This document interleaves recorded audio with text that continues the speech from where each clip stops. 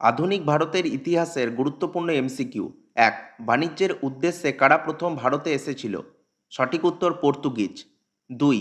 পলাশির যুদ্ধ কবে সংগঠিত হয়? সঠিক উত্তর ১৭৫৭ খ্রিস্টাব্দ। ৩. আনন্দমঠ উপন্যাসের লেখককে? সঠিক উত্তর বঙ্কিমচন্দ্র চট্টোপাধ্যায়। ৪. কোন সমাজ সংস্কারক পেরিয়ার নামে জনপ্রিয়? সঠিক উত্তর রামস্বামী নায়কার। ৫. হিন্দি হিন্দু কে প্রচার করেছিলেন? সঠিক উত্তর Madan Mohan Malaviya. ৬. All India Trade Union Congress কবে প্রতিষ্ঠিত হয়?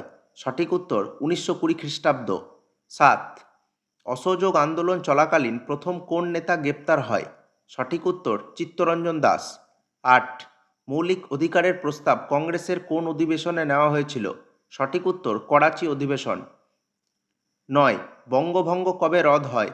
সঠিক উত্তর ১৯১১ খ্রিস্টাব্দ। ১০. জাতীয় কংগ্রেসের প্রতিষ্ঠা কে করেন? উত্তরটি কমেন্টে জানান। ভিডিওটি ভালো লাগলে লাইক কমেন্ট করবেন। ইতিহাসের এরকম গুরুত্বপূর্ণ এমসিকিউ পেতে চ্যানেলটিকে সাবস্ক্রাইব করুন।